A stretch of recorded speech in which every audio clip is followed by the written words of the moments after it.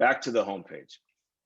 Where we left off last weekend was activity logs. We had a great brief from Laurel on mission codes, and then that rolled into how to enter our time, how to create an activity log, and go from there. We went through some basic examples. We're going to pick up where we left off. Okay, so for those of you that have enough screen real estate, it works really well to be able to see my screen and follow along on your own screen with your account logged in. If you have the screen real estate to do that, I highly encourage you to do so. If not, no problem. Two reasons. You can take notes as we go. And also, again, these recordings are going to be available on the district site.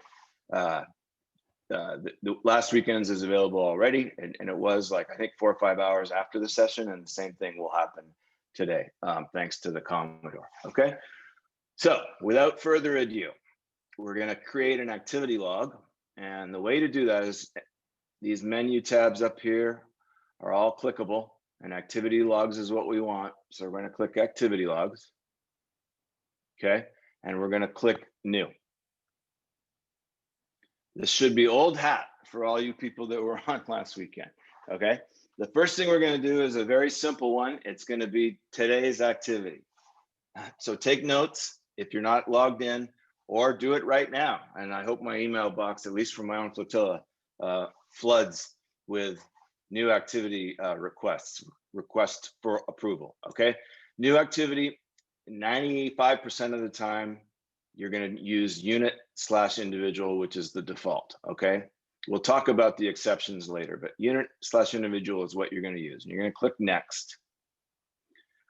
Now this form pops up. You could call it a form or call it an e-form, whatever you'd like. Basically, this replaces all the form numbers that we used to do. So we're going to do a 99 Delta right now for this training. 99 Delta is for training, and everybody is a lead, and then we're going to go through that process to start out. But that is what you would do with a 7029 form in the old system. If you do a vessel safety check, it would be a 7038 in the old system.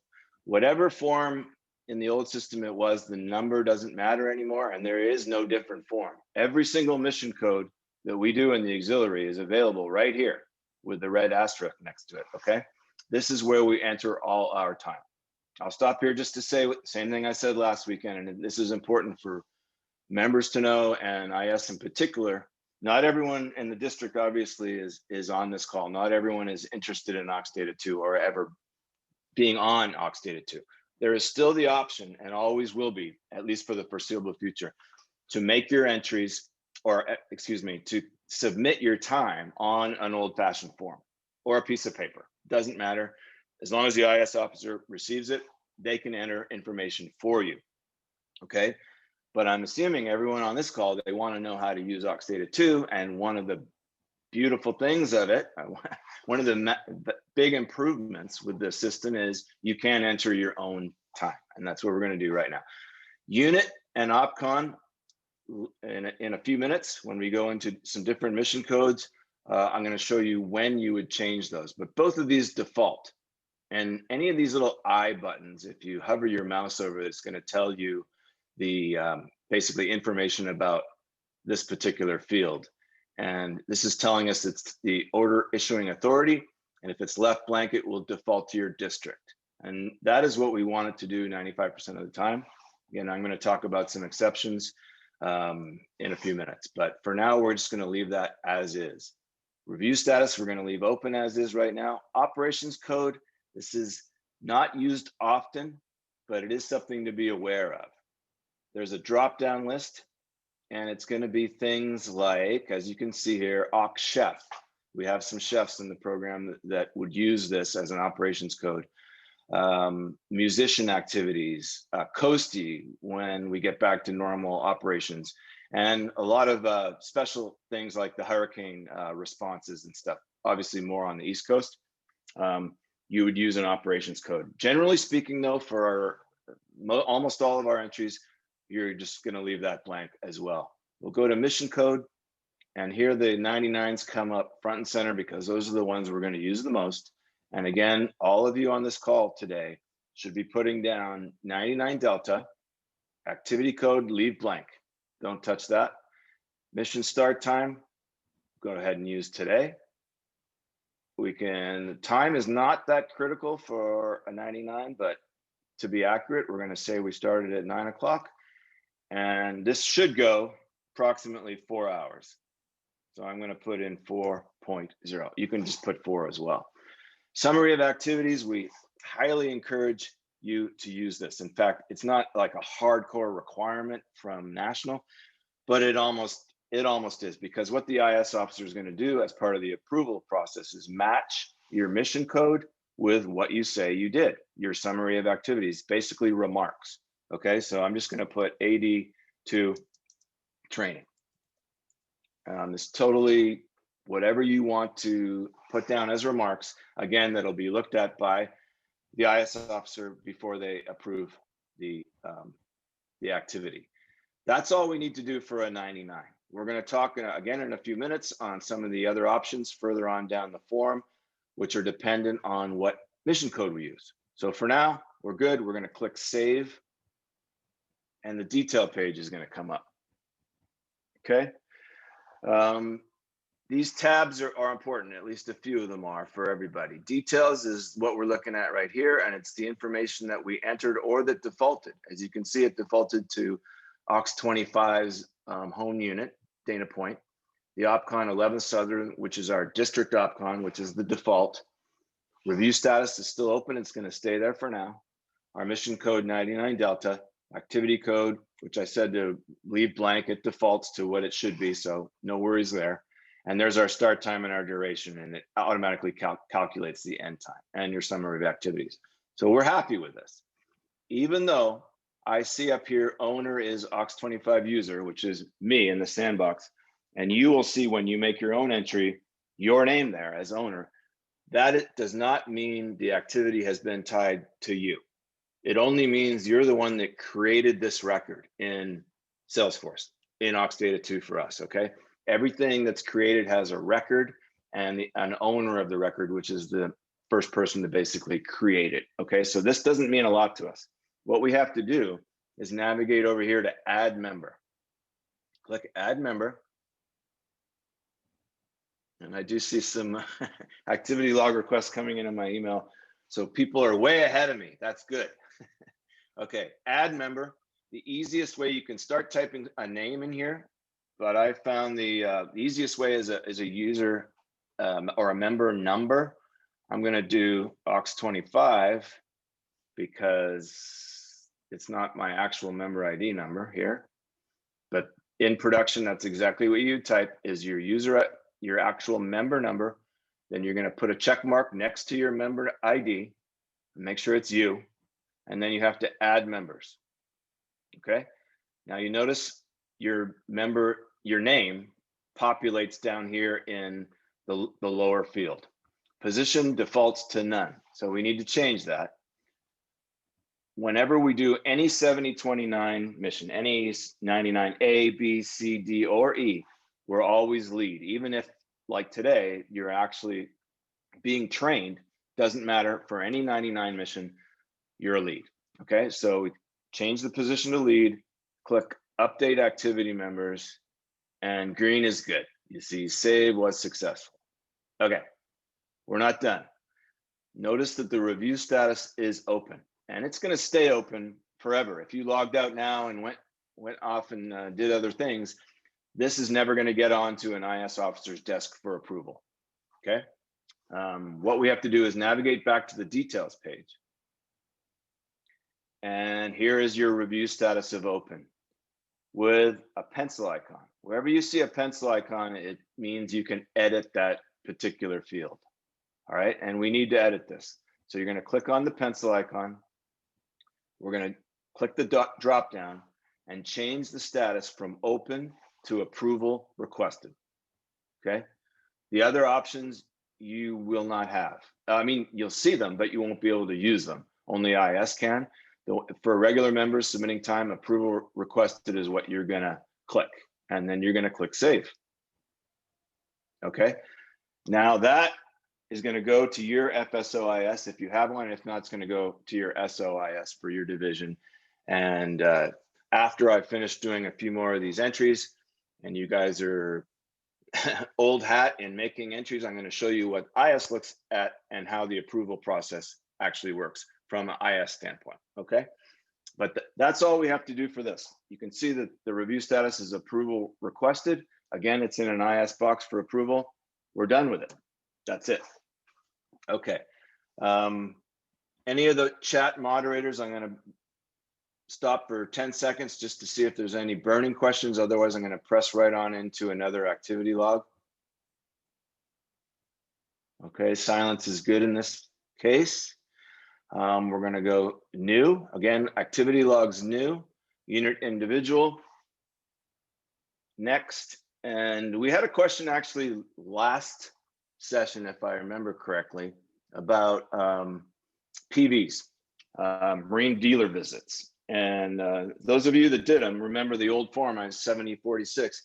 The electronic version was a little awkward and you couldn't put fractions of an hour. An hour was as little as it would take per line item. So we had some workarounds for that. Without going into that, this works a lot better. And that's what we're going to do. We're going to pretend this is in Sandbox that we just did marine dealer visit mission. Okay, so again, we're going to let unit and OPCON default. We don't have a mission code, an operations code associated with a PV. We do have a mission code. And so we're going to scroll down to 11. If you don't know the numbers, that's no problem. They have the printout right here on what each mission is. So you find the mission you want. RBS visitor missions, boom, click it. Activity code is going to default. Let's say we did one on the 3rd and we did it at noon, that's fine. Let's say we did 2 hours, that's fine too. And I'm going to just put PV visits. All right. This is one of the mission codes where more information is needed. Now, in production, I know this works. What I'm going to do right now is to show you, I'm going to test that if I try and click save without filling out more information with a mission code that requires it, it should give me an error message. So I'm going to click save and see what happens. Sure enough, it says, review the errors on this page. Please fill in number of visits field. Okay, I can do that. All right. Unfortunately, for that demo, I'm going to have to start over, but I can do it pretty quick. Okay, so mission code 11. I just wanted to show you how if you don't do it right, it's going to let you know most of the time.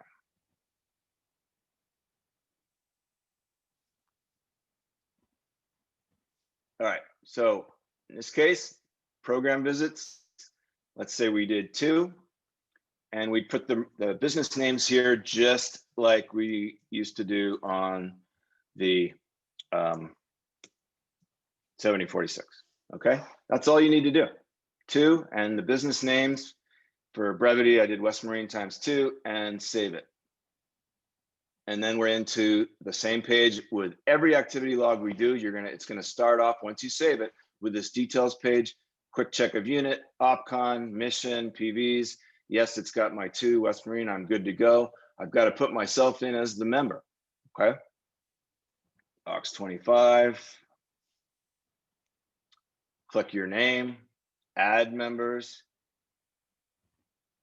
Most of these have a validation built in, whereas if you try and make yourself lead for PV and you're not a qualified or certified PV or you're REYR, it's going to give you an error message. Same thing with any mission code as lead that requires a certification, whether it be VE or anything else, okay? Box 25 is a PV, so this should take. Save was successful. Again, we're going to go back to details. We're going to go edit the review status. I'm going quicker here on purpose. This should be starting to become routine. Change the review status to open to approval requested and save it. Boom. There's another one in the IS desk. Okay. We're going to move right along. Activity logs. I want to give a few examples here. This next example is going to be a UPV. UPV, uninspected passenger vessel, special qualification, and it's one of the examples where we're going to use a different OPCON, not the default district OPCON. Okay, so again, unit individual, next, UPV. They are going to use sector. So you just start typing sector, Los, and there it is. Sector Los Angeles LB. What OPCON means, it's an acronym for operational control. It's basically who is the order issuing authority for that particular mission. UPVs and all the MS missions, you're actually working for sector, not the district. So that's why the OPCON changes. A little bit later, in fact, pretty soon, we're very fortunate to have Bill Schultz on the call, one of the premier comms people in the nation, really, for the auxiliary, and he's going to explain some of the OPCON differences for radio stuff. So I'm personally looking forward to that.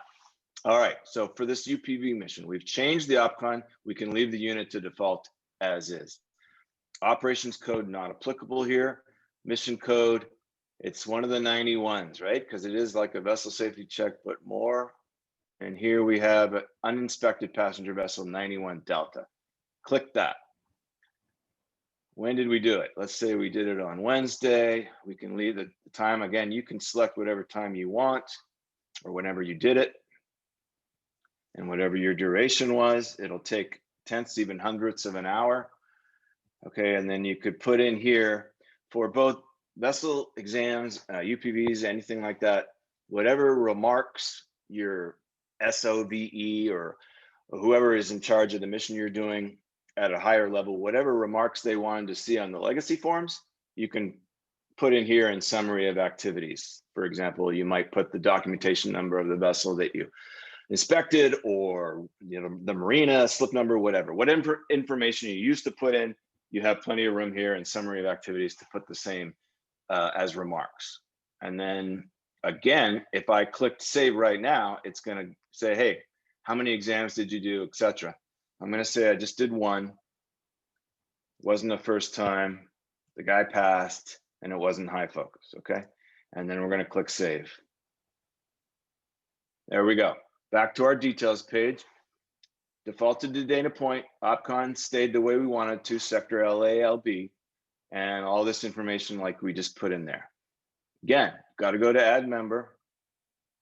You got to find the member.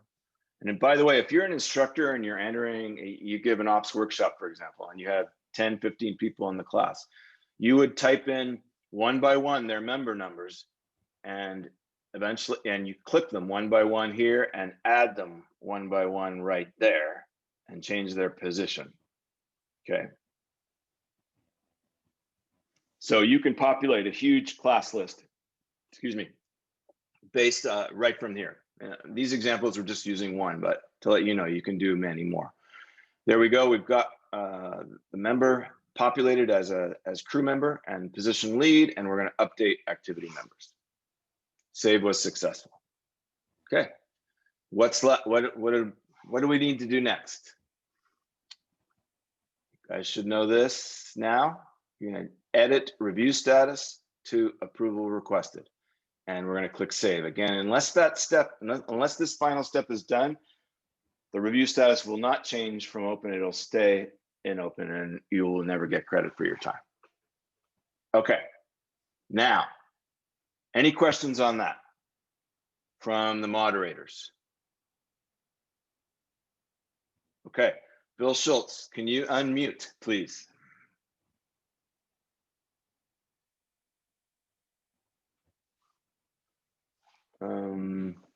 There we go. Is anyone? I should be unmuted now, am I? You are, Bill. Welcome. Good. Everybody, I'm going to turn this over to Bill. You're going to still see my screen. He's going to kind of talk me through what he wants to see as if he was doing it. But Bill, again, is an expert on our CM program in general, and these are going to be great examples of some differences in mission codes for radio, different radio missions, and also different OPCONs. So over to Bill. Thank you, Chris. Let's start by opening a new activity log, please. And it'll be for radio. No, sorry. Let's do a unit individual first. Very good. Okay, now what we're going to assume here is that the time that we're going to report is the time spent on a VHF net. So you can leave the unit to default, but the OPCON is going to be for the, in this case, it's also going to be for the defaults. So it will stay as the 11th Southern District. Then you'll go up to the operations code. The operations code is going to be 20 Bravo, 20 Bravo. Okay. I'm sorry, And mission code is right. Yeah, that's easily confused, operations code and mission code. So 20 Bravo, right? correct.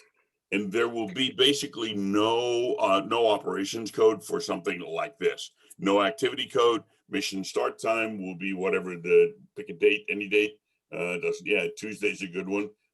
And time would be 7 p.m. And 1 hour.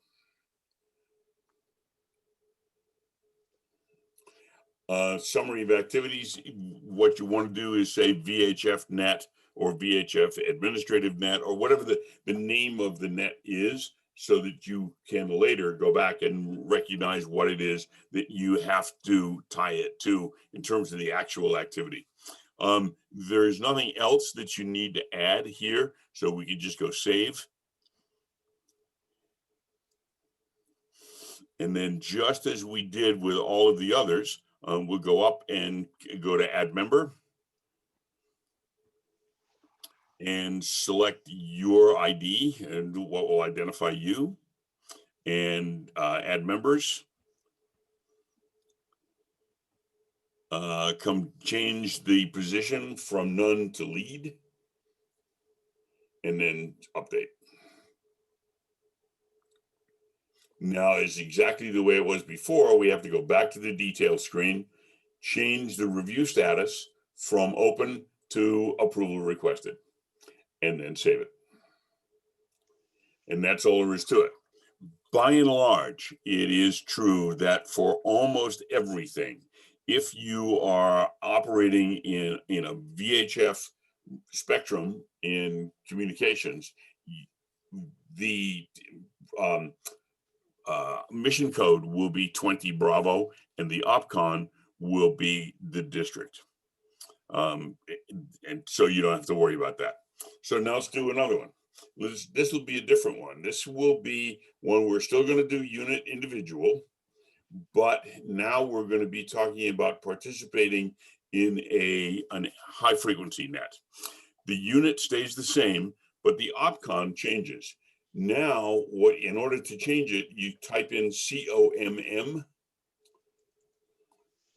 and you pick the first one, Coast Guard Communications Command, otherwise known as COMCOM. The reason for this, if anybody wants to know the reason behind it, is that for the HF activity in the Coast Guard Auxiliary, the chain of command is from the headquarters to the Coast Guard Communications Command to a member at the national level, Division Vice Chief for Division Chief for telecommunications, down to probably a branch chief, and then to people like myself who are in a position that's referred to as an HF net manager.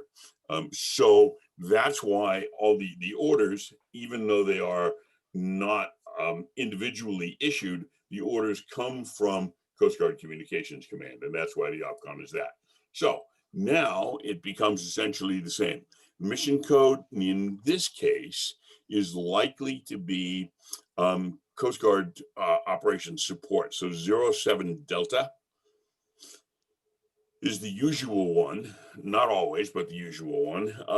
An activity code in a general case, that doesn't change. And now you just put in the time and date, date and time, let's put it that way. And then everything else works exactly the same way as it did in the other. You save it, then go add a member.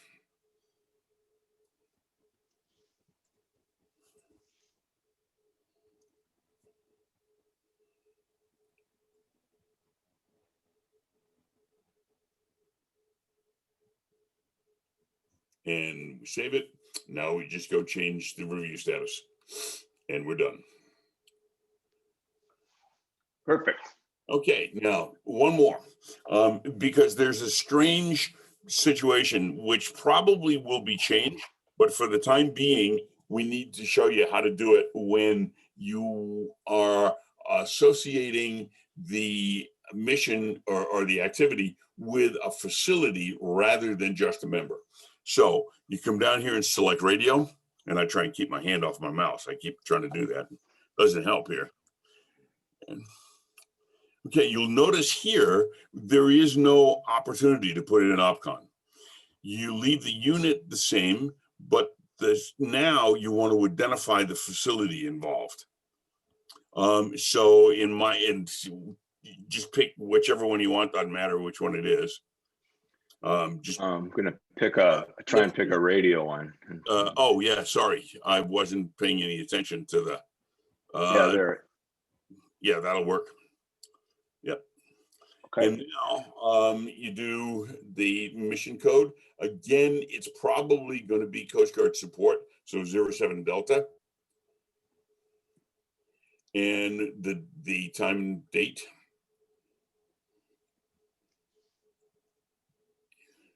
Now here, when you do the activity, you identify what the activity is, but more importantly, you need to identify here that this was an HF activity. So therefore, you need to perhaps put in the facility ID. In the HF world, for us, we use a code that is the, let's see, November Mike 114 Zulu Zulu. Is that what it was, Chris? I believe so. Yeah, I think that's right. Yeah. Okay. Okay. Perfect. Okay, and then the same last steps. Yeah, the same last steps. Yep, same last steps. The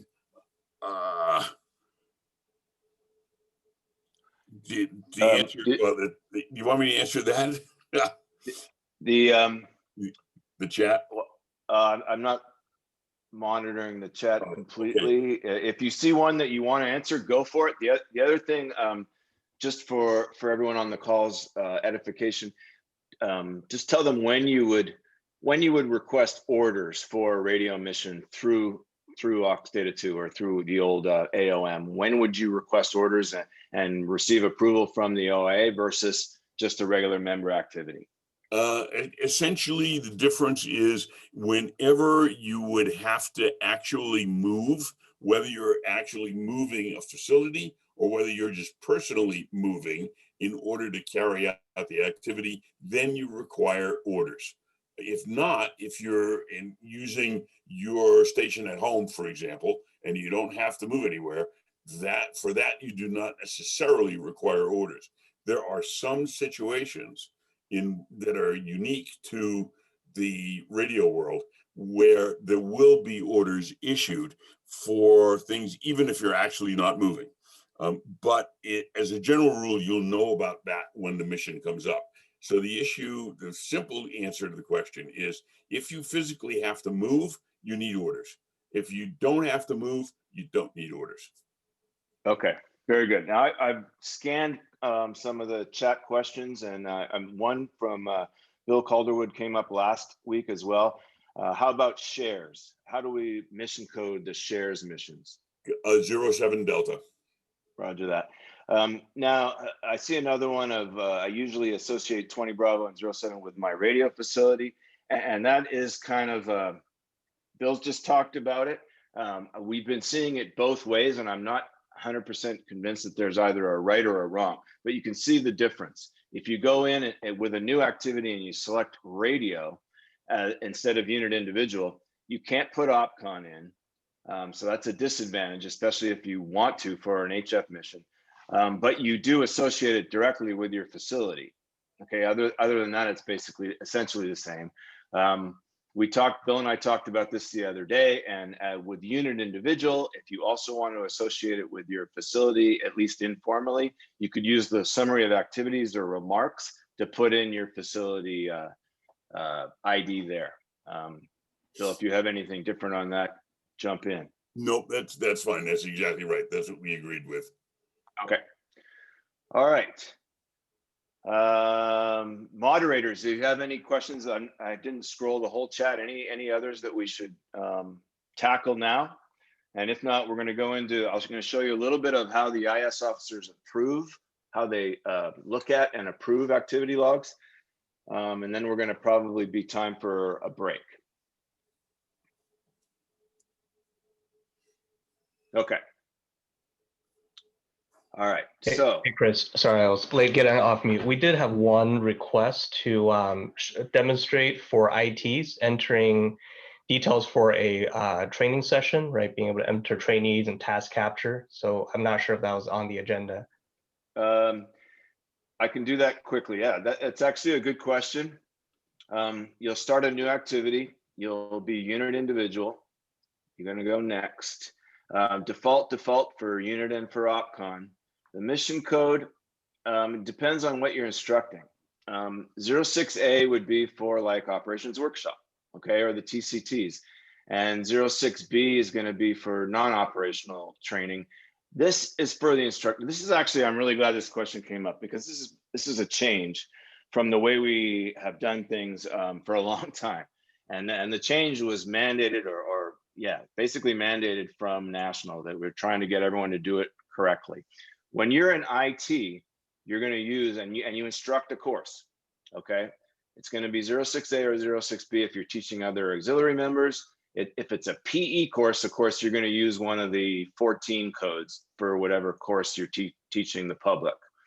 We used to put, even on like a TCT, we put all the trainees as 06 alpha, and the 4 hours they get credit under 06 alpha time. That is technically incorrect because 06 alpha is only supposed to be used for instructors, qualified instructors, okay? So the way National has us doing it now is you're basically going to have to make 2 activity logs if you're an instructor. One is going to be for yourself and other co-instructors using either 06A or 06B, okay, when you're teaching other auxiliarists. Then you're going to go in and make another activity log. And I recommend you do this rather than just throwing it off on the class and say, do your own 99 deltas. But basically, everyone else is going to go in to Oxdata for whatever you taught them based on a 7029/99 delta for training and the 4 hours or whatever the class was. And they're not trainees. Any 99 code of any kind, you're going in as a lead, okay? So I hope that's clear as mud. That is a change. So instructors, again, you're going to make 2 activity log entries, one for the instructors with the appropriate code, and then a 99 delta for not trainees, but attendees, and they're all going to be lead. And if you do it all for them, especially if it's a class like 10, 15 people, that way everyone's going to get, their time's going to be entered. When you leave it up to the class, we found, less than half are actually going to do it. So I hope that answers whoever asked that question. Chris, actually, I have a question about that. So if we Yes. do it that way, how do the trainees get credit for that course? Because before in the 06A, we would do task capture, right, to Yes. associate the course with the trainees. Yes, and this is actually a policy thing that we're working out as far as, let me go to an activity log, just any activity log will work. Okay, what Tyler is talking about is these other, this is not something that I'm going to cover today. There's a good reason for that. First, it's more granular than most regular members need to know. And also, we don't want regular members adding tasks and going to member and task capture. That is how ADSOs and DIROCs volunteers are going to assign a task to a member. So the way we've done it for a long time is we've had even FSOs enter an ops workshop, for example, and find the task. This is in the old system. You enter the activity, and you basically attach the ops workshop to that activity, and then everyone is going to get credit when the activity is approved for that. Oxdata 2, it works a little differently and it's a little quirky. And because every task is available, and I'm going to show you the list. Click new. And you go to any of these categories.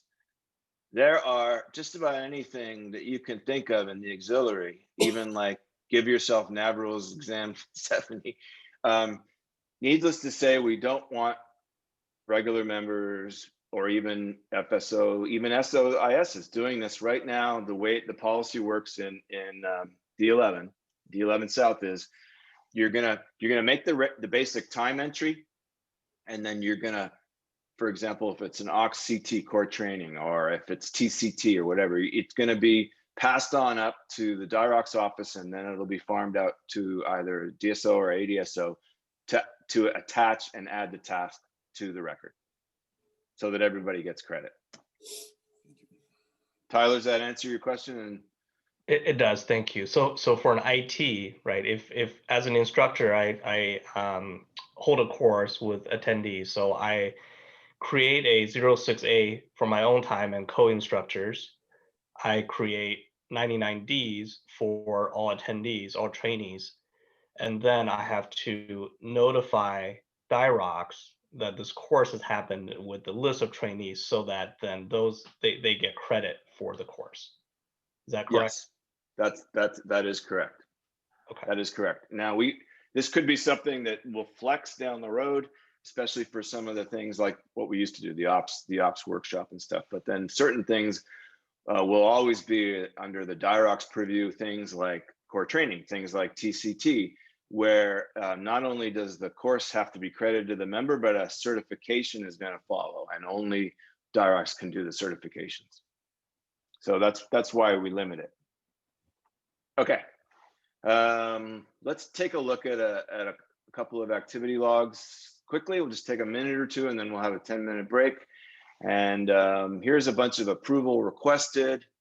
The IS officers all have their custom lists. They're not going to use recently viewed. They're going to have a custom list for their specific either flotilla or division. And any IS officers on the call, if you don't have that set up, you get a hold of your SOIS or myself after, and we'll make sure that you do. But I'm pretty confident we all do. All right. Rather than relying on emails coming in, we can go to our custom list and see all the activity logs that are basically waiting for us to approve.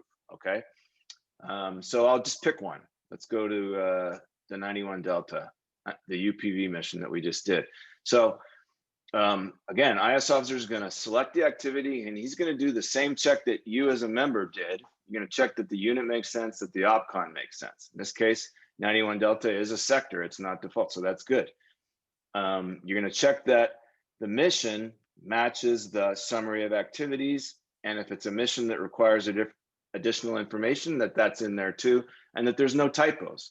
Okay, IS, we're not the time police, so we're not going to, hey, if the guy put, let's say 3.5 hours instead of 1.5, you're not going to get pushback on that. I mean, unless it's 30.5 and possibly a typo. Same thing with number of exams. If someone puts 1 or 2, whatever it is, and it makes sense, that's great. If they put 100, you're going to get a call, and it's just to clarify. Okay.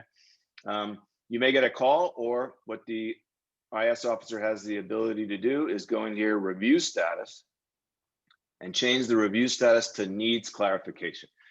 Then the member who submitted the time is going to get an email, and they're going to say, hey, such and such activity log needs clarification. You'll have to go into the activity log. The IS officer will fill out clarification comments here. That's what this big dialog box is for.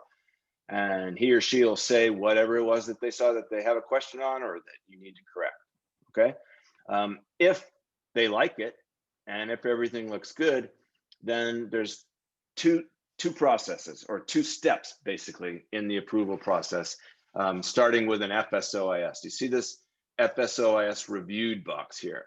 Now, the account I'm in right now in Sandbox, I don't have the ability to edit this, but all our FSOISs should have it.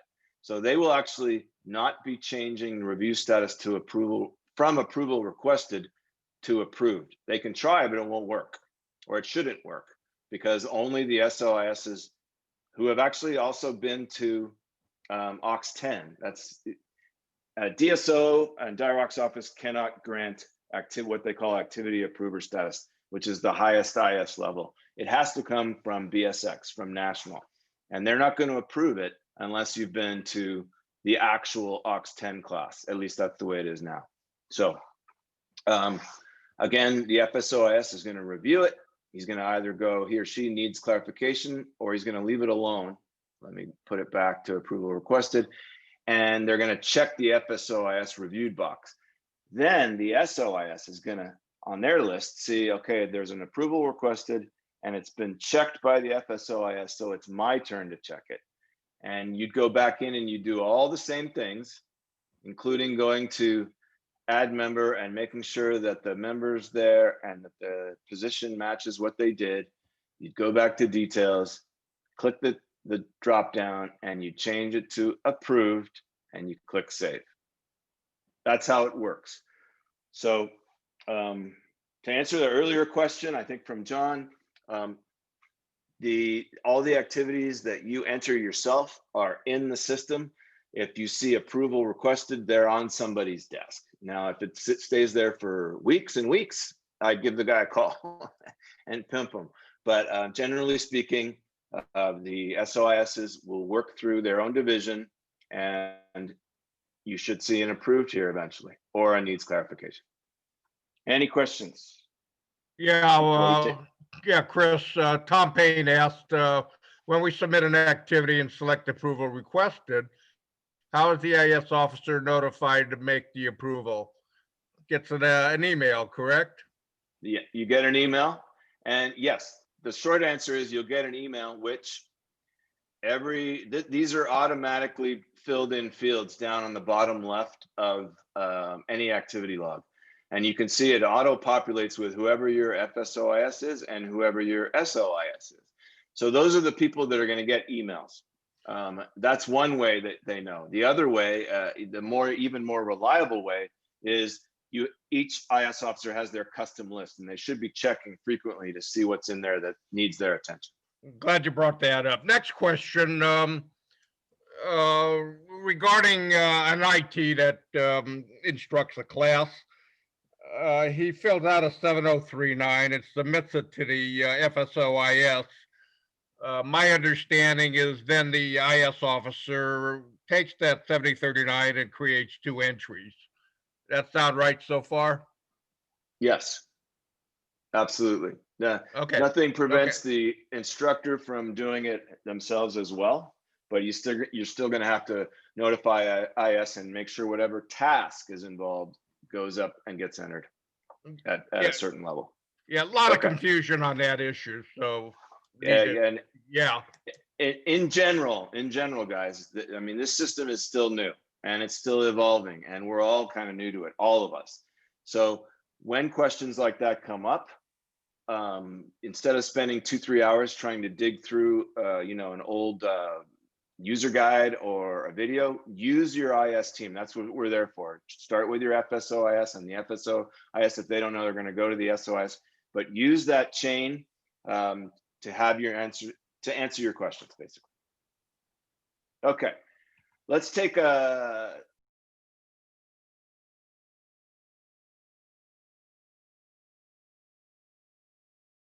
okay, everybody, welcome back.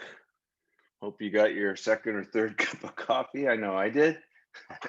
The next session, we're going to go into basically uncharted territory. We have not been doing patrols, and there's been very little activity as far as offer for uses, facility management, facility inspections and stuff. The radio guys kind of got into it a little bit recently.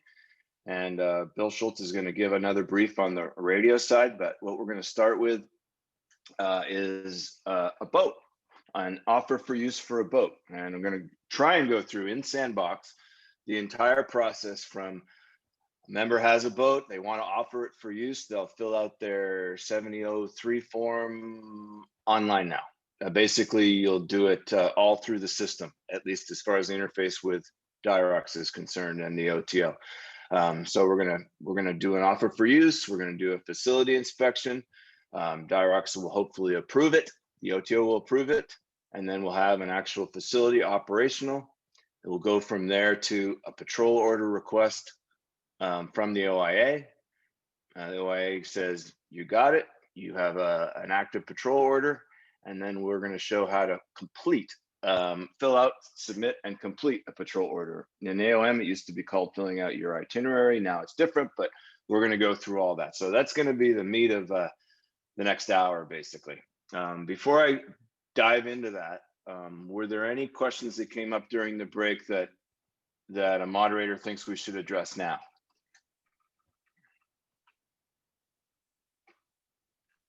Okay, I don't hear anything. So, facilities.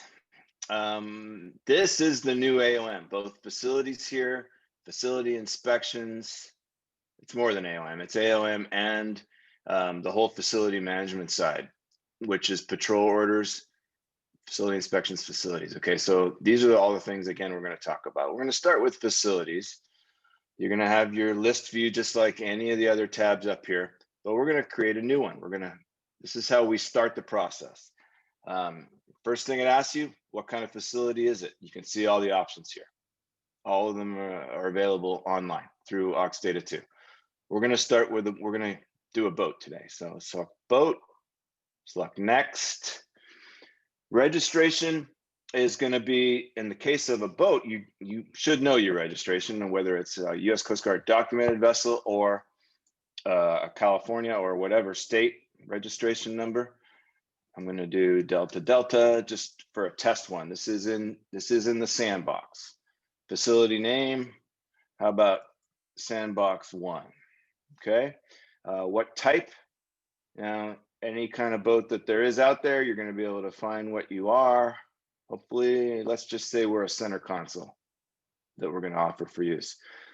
Unit name, your home unit is the one you want to use, in my case, Dana Point.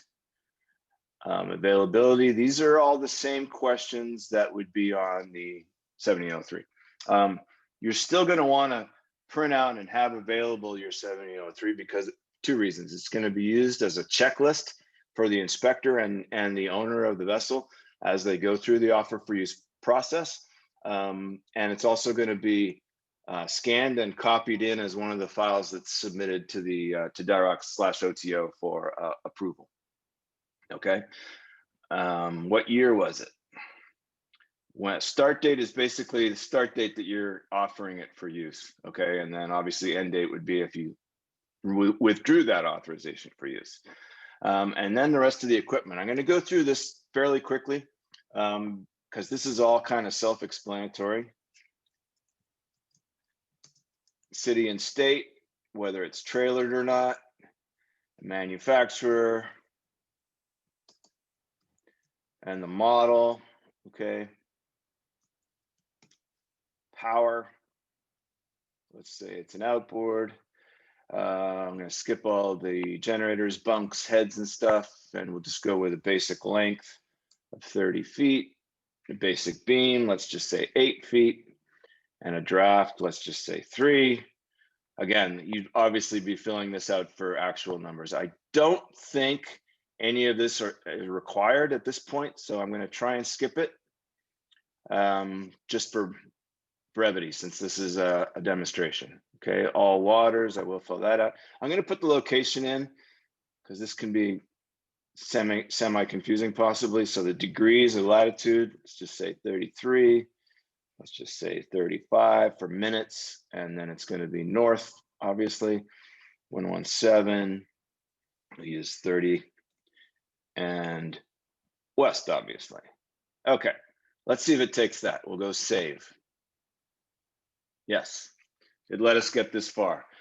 Now we have a facility that's new. Status is new, hasn't been accepted yet. And the unit name there, the type, registration, and all the information that we filled out. And again, wherever in Aux Data 2 you see a pencil icon, it should enable you to edit it. So you can make changes. You don't have to necessarily do it all on that first page. We could add stuff along the way here, okay? But there is some things that we have to add to make this facility actually work and be able to be improved. One thing we have to add is who the owner is, right up front, okay? So over here on the right-hand side where you see facility ownership, you're gonna click new. It's not owned by a unit. In this case, it's a member. Next, And you're gonna go, that's the facility. Yes, this is a new facility number. There's Aux25, that's my sandbox guy, and ownership type. Okay, he's the sole owner. So go ahead and save it. Now the system knows who the owner is. It's going to allow you to submit patrol orders and stuff because it needs to know who's going to get paid and who's responsible. All right. The other thing that is required is an engine if you're going to submit for SAMA, which is basically your maintenance cost. It's all based on some engine data. So that is a required field. And I'm just going to make something up here really quick. And horsepower, let's say, it's a big one, 400. All right, and year. Okay. So now we have an engine or multiple engines. You would make a new entry for each engine that you have. If you have 2 engines, 2 entries.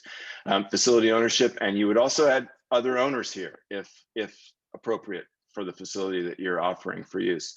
We're ready to request an inspection now. Bill's going to go through again on the radio side for facility inspections. The process is basically the same. From this page, we can go to facility inspections new. Okay. We're going to select the record type, in this case, boat. Next. All right. Now, red asterisk means required field, as you could guess. Requested inspection date. We're gonna be really optimistic and request it today, okay? Because I want to follow this example through.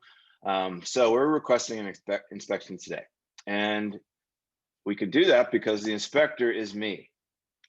Obviously, you wouldn't be actually inspecting your own vessel. I think I saw a question in chat even before the session started about who can inspect OPVACs. Generally, in the old system, at least policy-wise, in District 11 was any vessel examiner. The OTO, though, the current OTO established a policy pre-COVID where you need a QE. You need both a qualified vessel examiner and a QE for an OPVAC inspection. I believe that has been waived while we're in COVID because obviously getting more people on a vessel, it would be contrary to policy, COVID policy.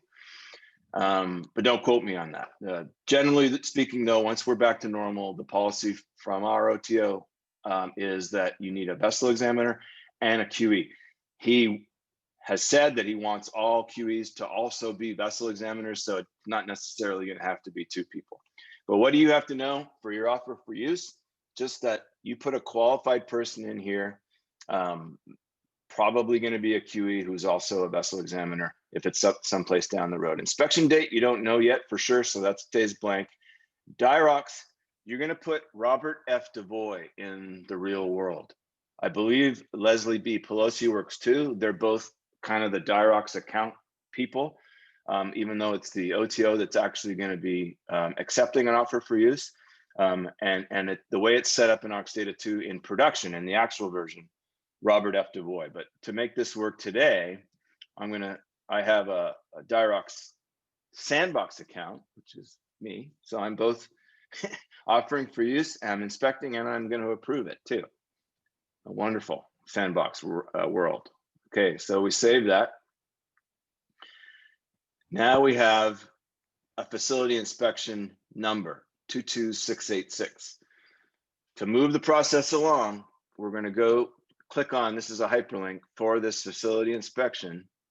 Click on it, and now the facility inspection page comes up, and you can see the information we filled out. It's the facility, when we want it, who's going to do it, and we're going to edit this to the actual date.